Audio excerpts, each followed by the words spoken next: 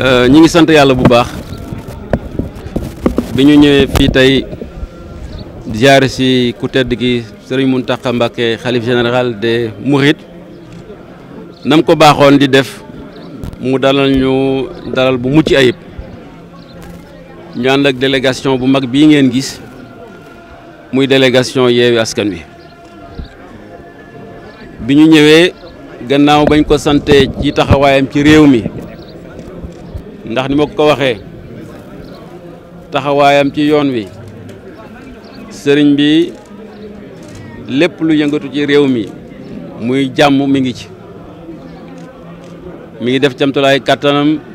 di ko def ci jumaa ji di ko def ci daara pour yokk xam-xam xale yi di ko def ci paj mi di ko def ci ndox mi di ko def ci tali bi te képp koo xam ne da nga am loraanga ci réew mi moo xam foo mën a bokk xoolul ndax ci yoonu lislaam nga bokk wala ci tarixam nga bokk mu dugal ci loxoom ba ñëpp teg ci seen bët kooku ku yàlla baaxee rek moo ko mën bu weesoo loolu ñu indil ko nuyoo doomam le président Ousmane Sonko ndaxte umpule woon ne jamono ñi dañ fay ñëwoon am loo xam ne moo doon suñu mébét ñu àggale ko mu def ci taxawaay bu rafet yónnee ñu ci kii nga xam ne mooy doomam Ousmane Sonko ba ñu demee waxoon nañ ko yéen yëpp ngeen dégg ko na nga xam ne moom lañ ko fekkee woon mayuñu woon sax pour ñu jox ko yóbbante bi wala ñu wax ak moom alhamdulilah rabbi alamina ba nga xam ne ximmiliku na ñu wax ko ne ko ñëw nañ fa man ak Aïda Mbodj te ñu ñii waa Yewwi Askan Wi nga xam ne ñoo ñu yónni woon mu rafet lool li nga xam ne moom la sëriñ bi def yónnee ci moom kàdduy cant ak kàdduy ngërëm ne nañ ko xamal ne la nga xam ne moom la jàppoon muy xiifal ba dakkal na ko bañ ko waxee sëriñ bitim wax dëgg yàlla mbégte mu rëy la am ndaxte ba ñu àggee foofu ca kaddu moom ci boppam moo ne alhamdulillah ndaxte ba mu ñuy yónni ñu woon ci affaire politique diggante jullit ak mbokk jullitam la ñu yónnee woon moo tax tey jii biñ ko waxee mbégte mu rëy la am jox nañu ay kaddu nag ci taxawaayam ci réew mi ak yeneen jéego yoo xam ne war na ko ca def incha allah ci kattanu yàlla suñu borom subhanahu wa taala ci barke yonent bi ci barke suñu maam Cheikhul Khadim loolu daal ci gàttal mooy li nga xam ne waxtaan nañ ko ak sëriñ bi di dolli sant di dolli gërëm di ñaan màggal gi yàlla nañ ci dugg ak jàmm génn ci ak jàmm lépp lu fiy ngëreel ak xéewal ak wërsëg yàlla na ko yàlla wasaare ci Sénégal yàlla na yàlla saxal jàmm ci Sénégal. Alors, je suis venu ici avec une forte délégation de Yewwi Askan Wi pour rendre visite au khalife général des Mourides, Serigne Mountakha Mbacké, à l'occasion du Magal. Il nous a reçus comme d'habitude avec tous les honneurs. Et nous sommes satisfaits comme d'habitude à toutes les audiences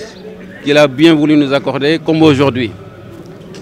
Nous avons, dans un premier temps, magnifié ces actions, ces actes à travers le pays, que ce soit dans le domaine de la construction de mosquées, que ce soit dans le domaine d'appui et d'aide, construction d'hôpitaux, que ce soit dans le domaine de la santé, que ce soit dans le domaine des infrastructures routières,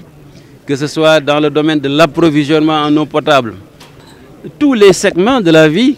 de façon générale, le khalife intervient. Et chaque fois qu'aussi on a constaté que une communauté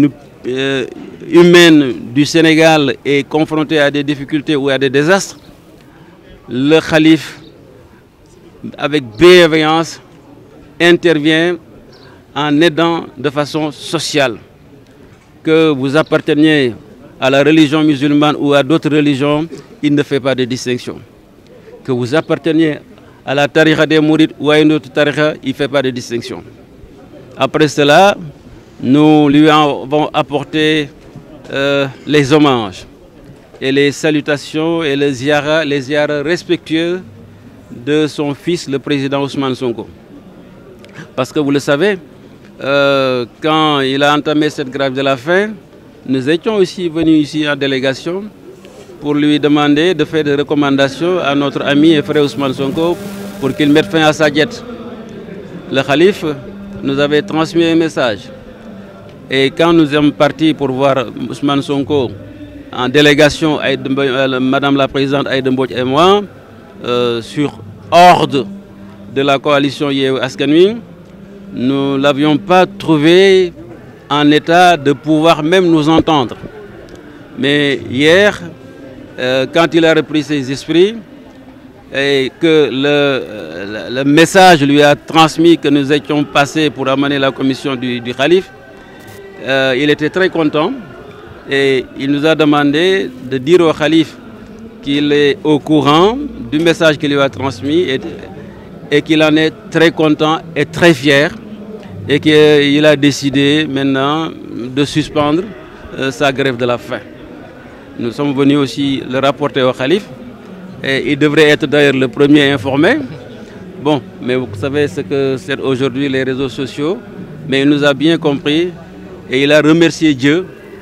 que Ousmane Sonko, son fils, ait décidé de suspendre sa grève de la faim. Et comme il nous l'a toujours promis, il va aussi entreprendre d'autres actions pour que la paix règne définitivement dans ce pays, qu'il y ait beaucoup plus de stabilité, parce que lui, c'est son rôle de stabilisateur, de régulateur social, et le joue de façon extraordinaire, de façon magnifique.